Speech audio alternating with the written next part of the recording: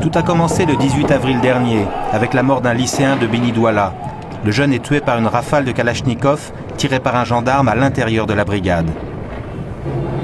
Dans les semaines qui suivent, c'est toute la Kabylie et même au-delà qui s'embrase. Au cri de pouvoir assassin, les manifestants expriment la rage de toute la jeunesse algérienne.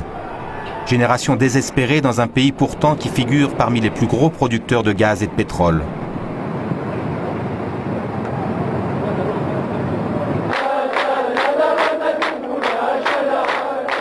Mais c'est la manifestation monstre d'Alger le 14 juin qui va être le point culminant de la protestation.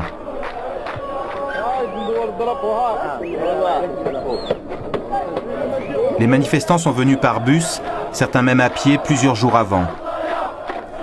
Des centaines de milliers de personnes convergent vers la capitale, à l'appel de la coordination des Harches. Elles veulent le retrait des forces de gendarmerie, la reconnaissance de la langue berbère. Les jeunes dénoncent la hogra, c'est-à-dire le mépris des autorités et l'injustice.